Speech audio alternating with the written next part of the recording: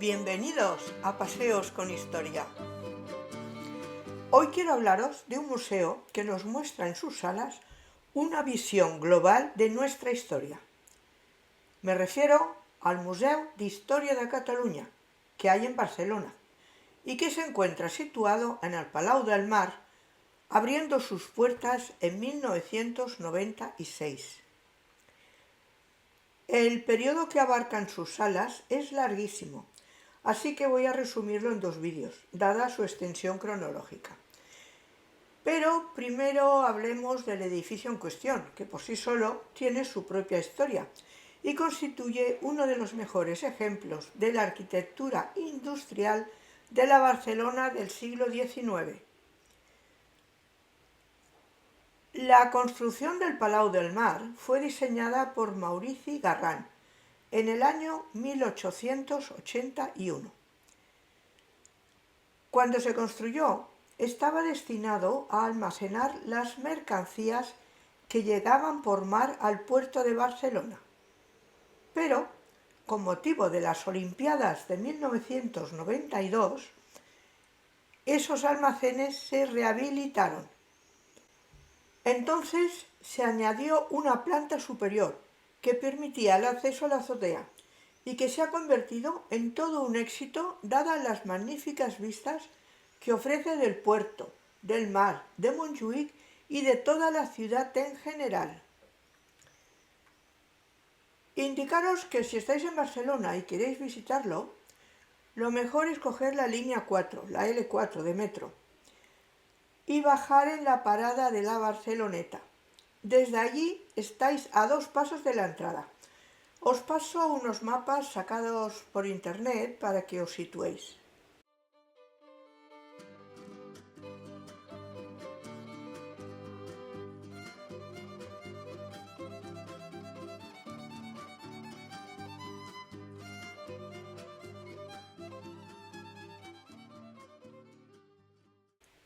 El museo está estructurado de tal forma que junto con objetos y documentos relacionados con la historia de Cataluña se proyectan pases audiovisuales con información muy detallada sobre los momentos claves de nuestra historia.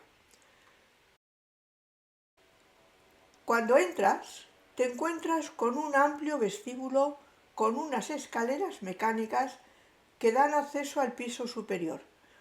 A partir de ahí, el acceso a las plantas superiores se realiza a base de rampas. Lo cierto es que está muy bien acondicionado.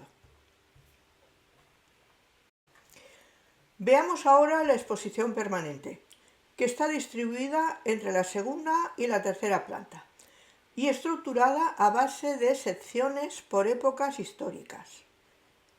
Los objetos que se muestran se acompañan de numerosos letreros y carteles, con información muy detallada. En ese aspecto hay que resaltar que hay muchísima información de ese tipo, así como pases de vídeos con recreaciones y fotografías de varios yacimientos y secuencias de monumentos interesantes. La verdad es que yo me pasé el rato leyendo. La primera parte de la exposición se ha titulado Las arrels, las raíces en castellano, y se centra en los inicios de la ocupación del territorio hasta el final de la época romana. Realmente en este primer vídeo voy a llegar hasta ahí, hasta el final del mundo romano. El resto lo haremos en un segundo vídeo, ya que creo que esto no se alargaría demasiado tiempo. Bien, en los textos explicativos que encontramos, nos dicen que no se sabe con precisión cuándo llegaron los primeros humanos a nuestras tierras, aunque indican que se han encontrado testimonios de su existencia con más de 450.000 años de antigüedad. El largo periodo del Paleolítico está clasificado en 3 periodos: el inferior, el medio y el superior, y cronológicamente abarca desde hace 2.500.000 años hasta el 10.000 a.C. En esos yacimientos hay presencia del Homo erectus en el Paleolítico inferior, del Neandertal en el Paleolítico medio y ya en el superior aparece el Homo sapiens. En ese momento, los grupos de individuos eran cazadores-recolectores nómadas. Utilizaban herramientas de piedra y vivían en cuevas, en las que nos han dejado pinturas y grabados en sus paredes.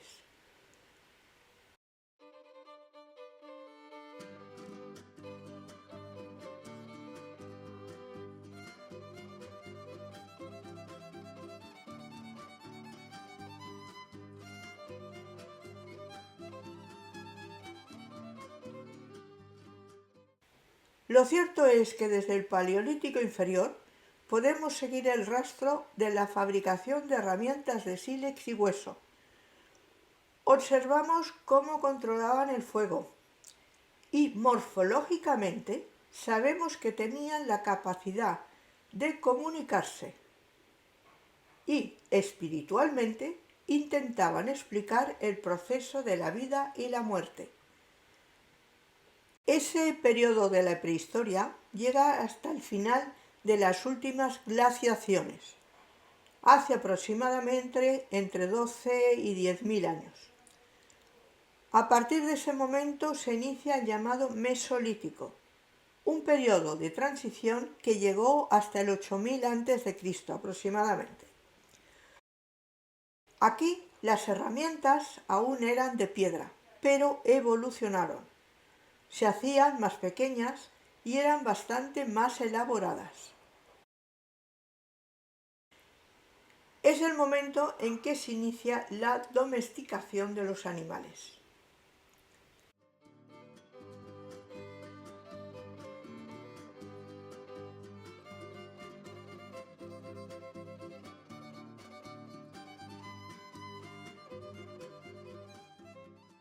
A partir del Neolítico, que abarca desde el 8000 al 3000 a.C., la extensión de la agricultura y la ganadería propició la aparición de sociedades cada vez más complejas.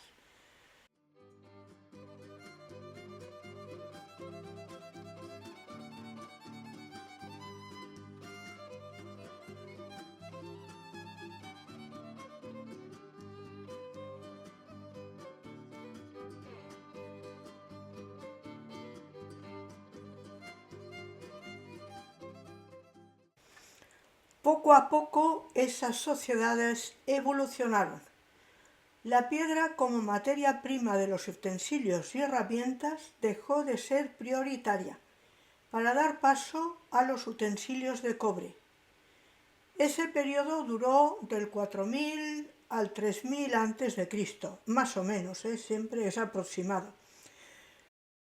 En sus momentos finales es cuando se desarrolla la cultura megalítica, conservándose dólmenes y menhires en el Ala Empordà, el Maresme, el Vallès, Osona y el Solsonès.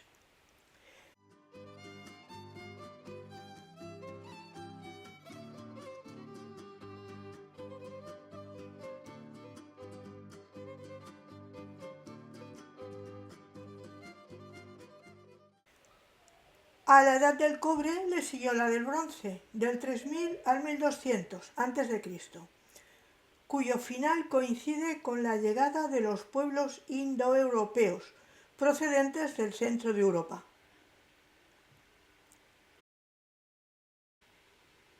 Realmente, esos grupos centroeuropeos ejercieron mucha influencia en los pueblos autóctonos, tanto tecnológica como culturalmente, potenciando el desarrollo de la metalurgia del hierro. Es interesante ver cómo a partir del 600 a.C.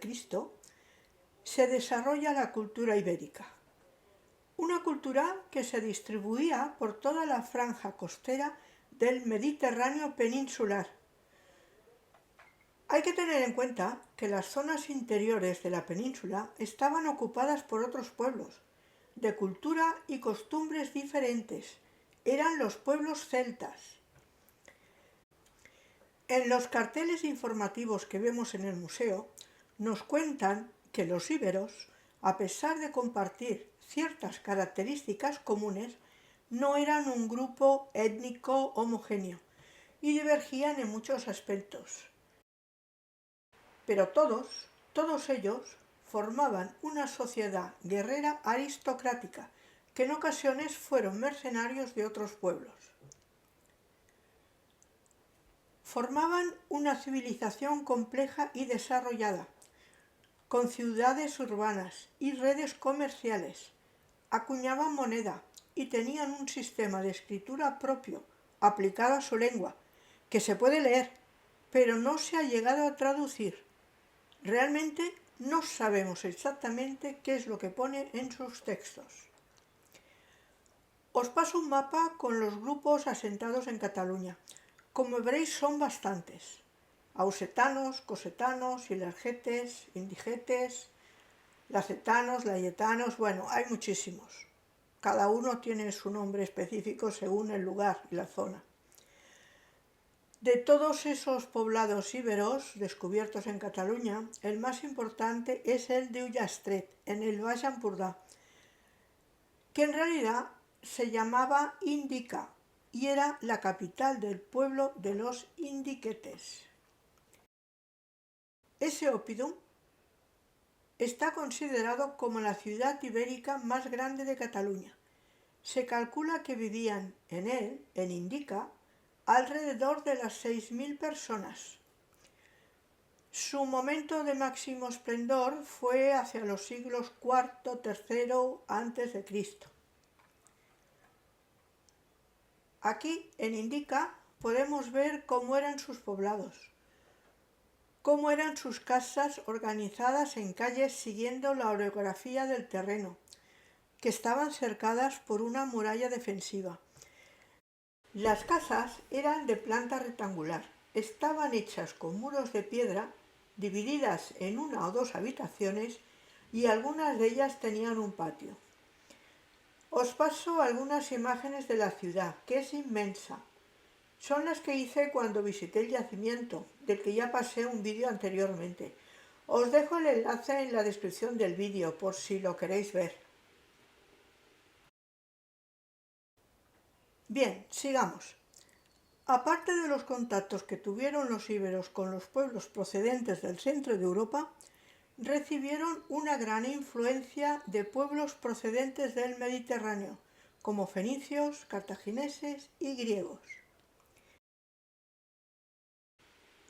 Los griegos establecieron colonias cercanas a los poblados ibéricos, con la finalidad de comerciar con metales y productos manufacturados. De estas colonias griegas tenemos bastantes ruinas. Una de las más importantes es la de Ampurias, de las que os paso también unas imágenes de cuando visité el yacimiento. Os dejo el enlace también en la descripción del vídeo.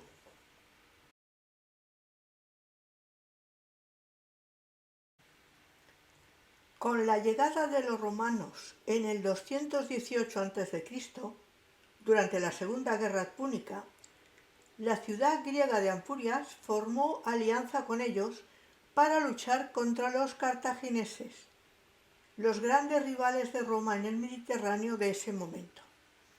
Una vez Cartago fue vencida, los romanos permanecieron en la península e iniciaron un largo proceso de dominación que terminó con la completa romanización de sus habitantes.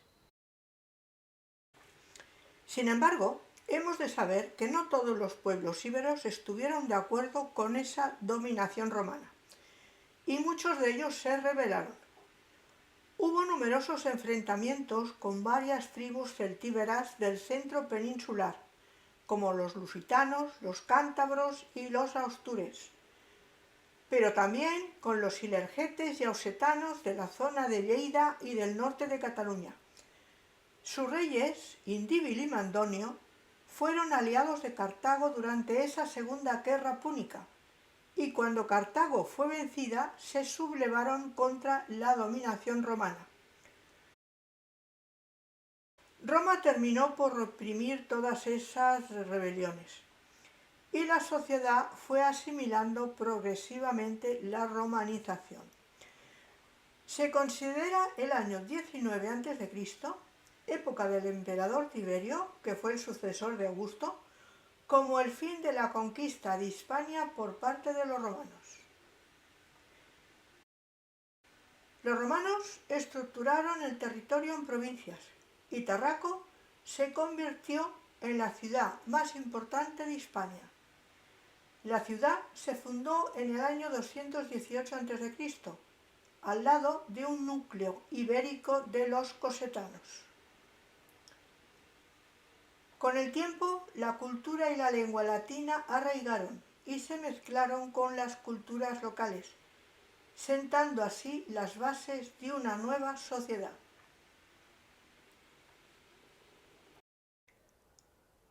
El cristianismo fue arraigando poco a poco, hasta que el emperador Constantino legalizó su práctica en el 313 y más tarde, en el 380, Teodosio I el Grande proclamó la religión cristiana como oficial en todo el Imperio Romano.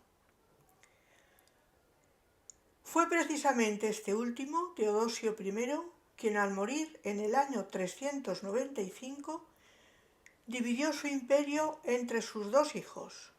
Arcadio le cedió la parte de Oriente y a Honorio la parte de Occidente. Aquí podríamos decir que se inicia la caída del Imperio Romano, pero eso lo veremos en un segundo vídeo. Ahora solo quedaría despedirme esperando que este vídeo os haya sido interesante. Si es así, suscribiros al canal. Subo un vídeo todas las semanas. Hasta pronto.